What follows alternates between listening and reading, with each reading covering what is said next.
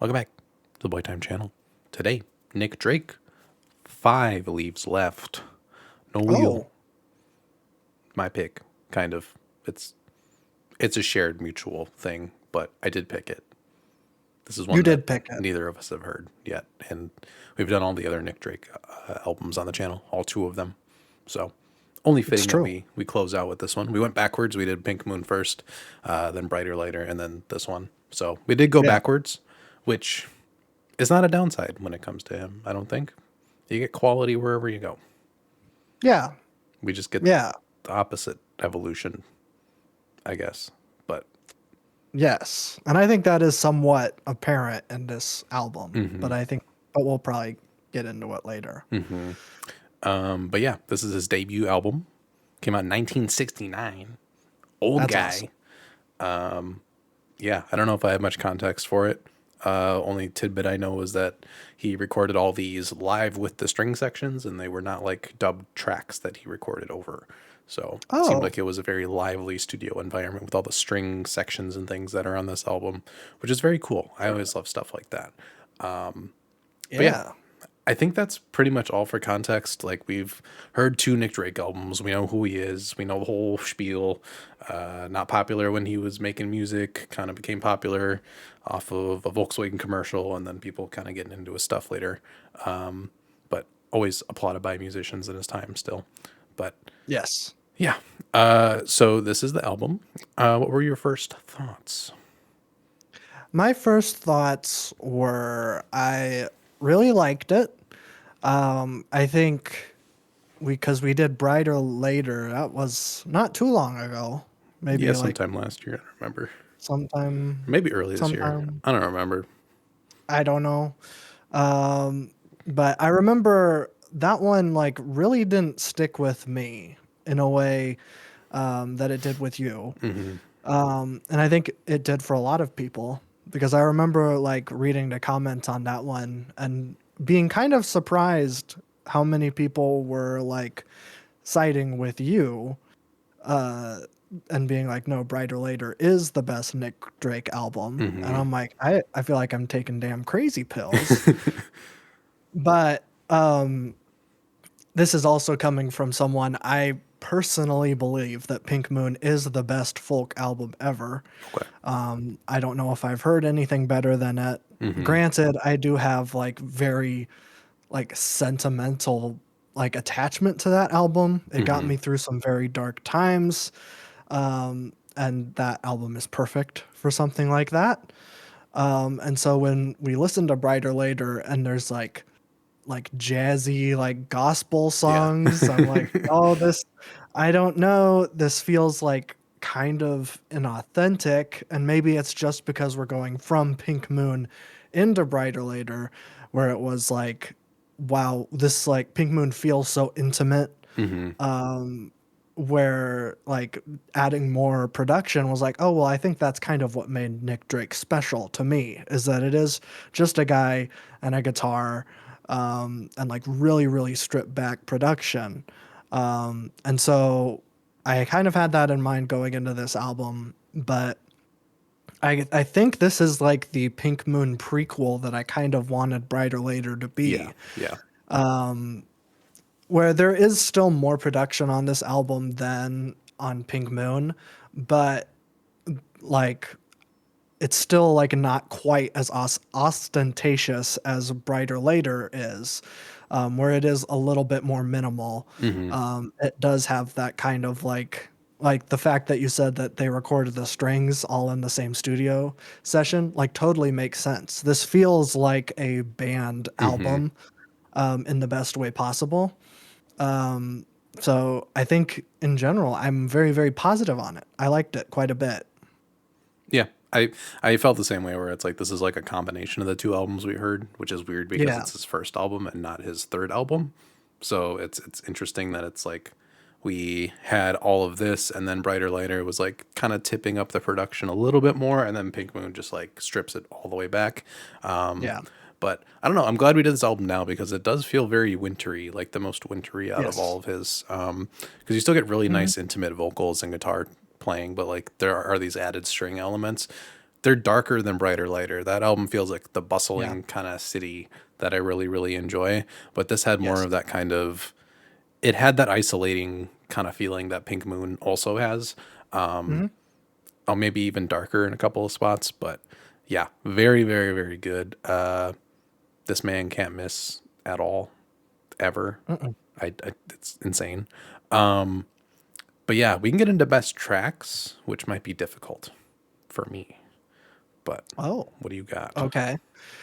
I think it's pretty easy for me. Okay. First of all, the first two that are my top tracks are the cowboy songs, Hmm. because you know I love a good cowboy Of song. course. So I think my favorite song is Cello Song, Hmm.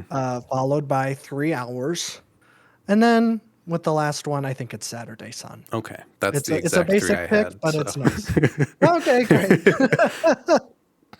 In the same order? no, Saturday Sun is my favorite by Okay, a little bit of a margin, but that should be sure. really no surprise. It's nice.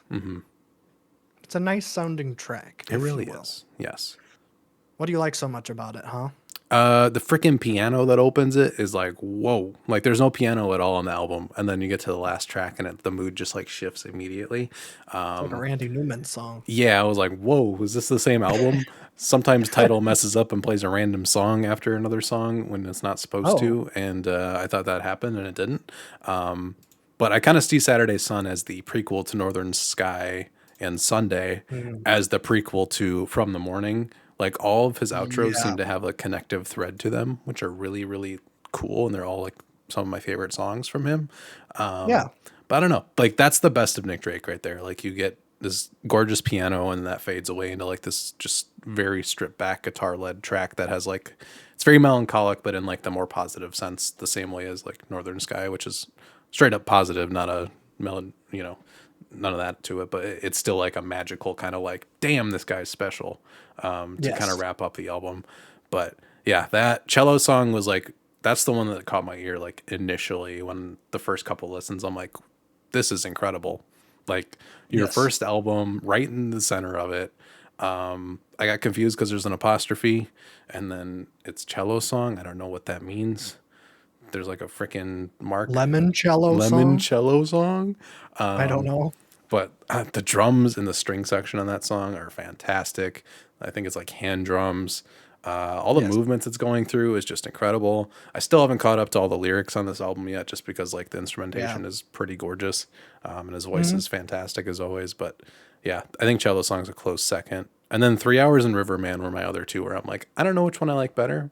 They're right next to each other, and they all sound great. Riverman's just like very dark sounding the way that it is, like with the strings and everything. I'm like, that's a cool sound for him. Yeah, it's spooky. Exactly. I like that in albums. Every album's need a spooky zone. This one was right at the Yes. beginning, but you know, That's fine. You know, as long as it has a spooky zone, it's really the exactly. most important part. We start spooky and we don't end spooky. No, we end very peaceful. It's very nice. I did find it interesting too that we have the thoughts of Mary Jane on this album, and then that leads into Hazy Jane, both of them on the next album too.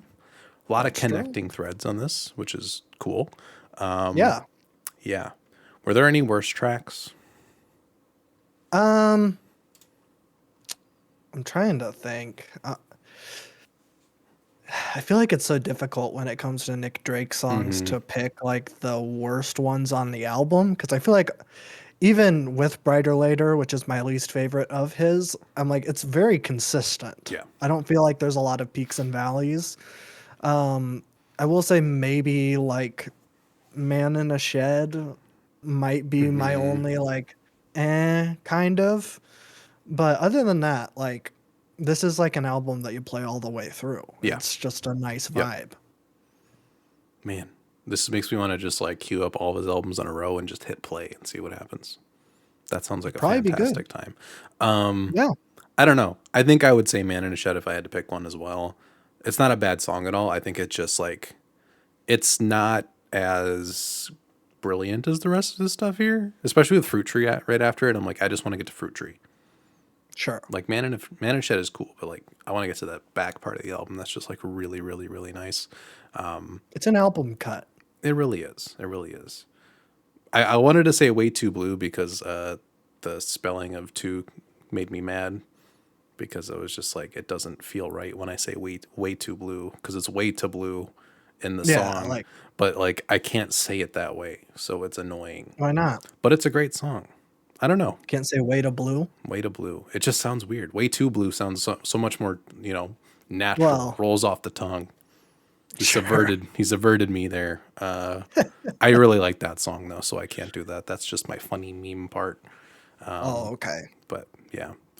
Any best moments? Best moments.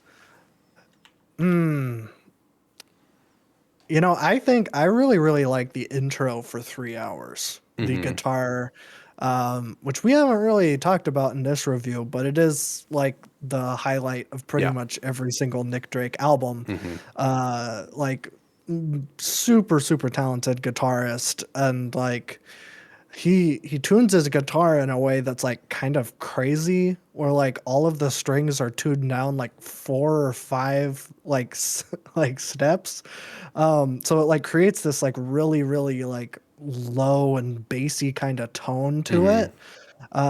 And like that's like really, it fits a song like 3 hours really, really well.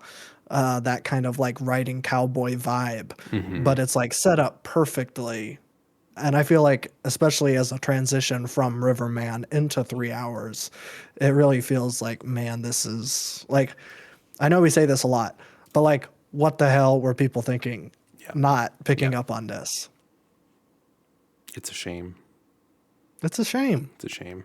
Yeah, every track has such a mood to it just from the guitar playing. Like the way he opens every song on the guitar is just like you immediately kind of know what vibe you're getting, and it's fantastic. And it's never the same. It's always like just this crazy guitar pattern that you haven't heard before. And just like Yeah. he casually leans it on. Pink Moon is obviously more prevalent because it's the only thing in there really. But Yeah. even with the string sections, like it works really nice in and out of the string sections. Even on like cello song with the drums, like the drums and the guitar working together in that song are fantastic. Yeah, I don't know. I think the piano opening of Saturday Sun, like when Fruit Tree gets near the end and then you get the piano in Saturday Sun, like that's Hmm. phenomenal. That's where I'm like, ooh, that's a Nick Drake moment. That's like one of those like you don't get that in any other folk album. Right. Yeah, so phenomenal. Any hot takes? Maybe a little one, but I don't think it's necessarily the fault of this album. And I think it's mostly the fault of us doing this backwards. Yeah. Um, because where like we've finally gotten to the place where we've listened to his entire discography, Hmm. but like I can see myself in the future maybe not going back to Brighter Later or this Okay. because I love Pink Moon that much. Hmm. Where I'm like, if I'm in the mood for Nick Drake, I'm not necessarily going to throw on the earlier two albums Hmm. because I think Nick Drake really like cemented his style and his personality in Pink Moon. Hmm. And I think, and this might be the hottest take of this sentence, I don't necessarily think that like what made Nick Drake special is super prevalent in his first two albums Okay. because it's something that he developed over time. Hmm. And why I think it's such a tragedy, well, I mean, it's such a tragedy that he died either way, but because it happened so early in his career, I think like Pink Moon is extra tragic because it's like, man, he finally ironed out like everything that like I was kind of on the fence about. And I was like, man, I can just, there's like little bits of that style that really make him stand apart throughout, but they're not exemplified like at all Hmm. uh, compared to Pink Moon. So I guess that's my hot take, if that makes sense. Yeah, I will say like songwriting on this album in particular. Maybe I just haven't listened to it enough to get to it, but like the other two albums have a much stronger songwriting ability that I can kind of discern. Like 3 Hours is a really great track on this one in Yeah. terms of like storytelling and stuff. But it's not as memorable. Maybe it's because I wasn't reading through the lyrics as I was listening, like I did in our reaction videos. But like, Pink Moon Mhm. is one of the best written albums of all time. Yeah, Like, and it gets that way because there is such a stripped back production. Like, you get all of that and you feel all that immediately. This, it's a little bit more buried, which could be a good thing, could be a bad thing. But I don't know. My hot take is this: does he have like one of the best discographies ever? Like, I think this might be. I don't see any flaws really mm, in any of these three albums, and these are the only three albums he sure. has. So I think there's an I mean, argument out if there. I think there's an argument, but I don't know. I don't think I can totally agree with Hmm. you. Just because, like, I was thinking about this today, actually, where I'm like, man, like, what would a follow up to Pink Moon be? Yeah. Not that that should like disqualify him out of the running of having the best discography ever, but it's like it's really difficult to like even like Marvin Gaye might have like one of the best Yep. discographies ever, but that's just because he was around for so long and covered so many different like genres from Hmm. like Motown to like soul into like there's like some weirdo electric stuff going on like some of his later stuff. And so it's like you get so many different things from Marvin Gaye. Hmm.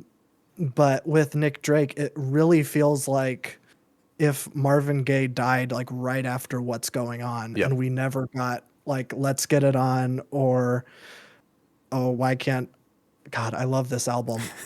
That's the one we're going to do next. I want you. Okay. Or I Want You, which is a fantastic album, and I don't know if you've heard it yet. I think I might have heard one or two tracks, but I haven't heard the whole thing. So Okay. it'll be It's good. really G dang good. But that's what I'm saying, where it's like, man, I think something like that might have a stronger running Hmm. just because it's like consistent, like something like that. Yeah. But I don't know. I think there is an argument though. Hmm. Because I think specifically within folk, I can't really think of another folk artist, and I've listened to a ton of them where it's like, Yeah. do you have someone that is stronger in terms of like, sure, his personality might be more subdued, but like, you Mhm. put on a Nick Drake song and it's like that is like a very unique, like this is Nick Drake through Yes. and through. Like nobody really does it Mhm. like this. I don't know. I'm just like always impressed every time I turn on any of his records. Just like, Yeah. especially 1969, the recording quality on this is so freaking good. And same with Yeah. Pink Moon, like three of the best recorded albums I've heard. Just makes it incredibly satisfying. I need to get all these on record. I only have Pink Moon on record so far, Yeah, me too. which is a tragedy. But yeah, I'm gonna add one more category. If you had to rank the three right now, how are you ranking them? I think I already kind of You said. just go backwards, or No, this one, I think Pink Moon, this I one, then Brighter Lighter, right? yes. Yeah. That's my ranking. What about you? Okay. Frick. I can't answer my own question.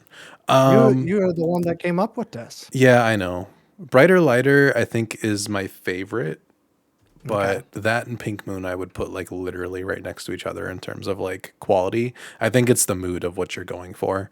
I think Pink Mhm. Moon is a more special album and I think it's more memorable and I think it sticks more. Yeah. But Brighter Lighter has my favorite song, which is Northern Sky. That song is incredible. But Pink Moon also Yeah. has like From the Morning and Things Behind the Sun and Horn still might be the best song in his discography. I'm right Especially there with you. especially after the first two albums where there is so many strings and stuff, you get to that album and you hear horn and it's like, God damn, that's crazy. It might be one of the best songs ever I made. think it is. Yeah. That there's our hot take. There's our hot take for this episode. That I don't know if that's necessarily a hot take. I don't I know. hope it's Like not, but I don't know. I don't know why. It's something that we've clinged to like Yes. Since we since started, yeah, wow. It's such an amazing track. it is. It's If so you've unique not too. heard Horn, Hmm. first of all, why are you watching this video if you've Exactly. not listened to Listen to Pink the Moon? entirety of Pink Moon. You need the context with it first, but Yes. yeah, But Horn is such an amazing it is. track, It and really it's is. only a minute 20. And there's It's like 9 notes. exactly, and he freaking It's kills it. it's crazy. Yeah, but I Uh, think that covers everything. This album's yeah, phenomenal. I think everything Nick Drake has done is phenomenal. So I'm glad we kind of closed yeah. this one out. We finally finished a discography, so you can't be too mad at us. We done Bon Iver. We have done Bon Iver, we just haven't talked about it, I guess. Yeah. Yeah. So we're gonna do our year-end video next because the year's coming to a close. So we'll have a top 5 or a top 10 albums video for you next time. Similar to how we've Yeah. done it the rest of the years. We're not gonna change that at all. No. Just because I enjoy doing those. Those are always fun. We'll see if we can snag Bab Jab. I feel like That would be nice. we can grab them for an hour or two. Yeah. But after that, we'll do your next pick, which I think you have ready. And set I it. already said it. Yes. It's "I Want You" by Marvin Gaye. Yippee. This album is fantastic. It's the follow up to "Let's Get It On," Okay. and it's the famous sample from "The Heart Part 5." But slight spoiler: I prefer the Marvin Gaye version over the Kendrick song. Okay. I feel like I don't that's know. yeah. I don't know if that's a hot take. I honestly think they're like pretty close. Like I really like the Heart Part 5, but "I Want You" is such a bop. Yeah, it really is. Yeah. I will say, never mind. Okay. Save it for the No video. spoilers. Gotta save No that spoilers. content Yeah. when it comes out in a month or so. We're busy. We got a lot of stuff going We're on. very busy. Can't do this as Delivering much so anymore. many packages. It's true. Me too. Except I'm not doing that. No. Me too, but not. But yeah, that's it. Uh, We have 2 podcasts. I have 1 podcast. You have 2 podcasts. I do have 2 podcasts. Yeah. We have the Boy Time podcast, We do, and we just did. which we do. I'm gonna date this. We just did Total Recall. We did. What a film. What a film! I love What a Arnold Schwarzenegger. He's my favorite. Me too. He's my favorite actor. I think he's the best actor of all time. He's the goat. He's the GOAT. Nobody does it like him. Nope. Daniel Day-Lewis, get out of here. Retire again. Leonardo DiCaprio, fraud. Get out of here. Get out. Marlon Brando? Who? Who? I don't know who that is. Shame. Laurence Olivier? I'm just gonna You whatever. got it. Yeah. Yeah, you understand. So yeah, check that out. But we're also going to be doing a year-end podcast over there, which is going to be very nice. I think we're going to do top 5 movie. Yeah. I don't know if we'll. I think you're going to bring up TV show. Yeah. I've got a couple. We'll just speed through those. Okay, and I might bring up some video game. That's Because true. We do that sometimes too. I love gaming. We love gaming. I love gaming so much. So that'll be fun. But I also have another podcast that I host with my dear mother. It's called Love to Mom. Talked about it on the show many times. But most recently, we just recorded My Neighbor Totoro. And next up, we're doing As Good as It Gets with Jack Nicholson, Okay. which I'm actually very excited for, even though it was not my pick. So, got some good stuff over there. Go check it out. Go watch Great. our episode on The Birdcage, and also go watch The Birdcage because it's a fantastic film. Maybe I will. You should. Okay. I don't know if you would get as much out of it as I did, but I really enjoyed it. Sometimes I get things out of stuff that you don't. So it's give or take. That's true. Stalker. Exactly. Now those are all the podcasts that I host. All my stuff's here. Yes. This is all I do. And I barely do I don't this. do anything. This takes no effort. Anybody could do this, It's true. but they don't. And that's what makes us special. That's what makes us special. We're doing it. No one else is doing it. Exactly.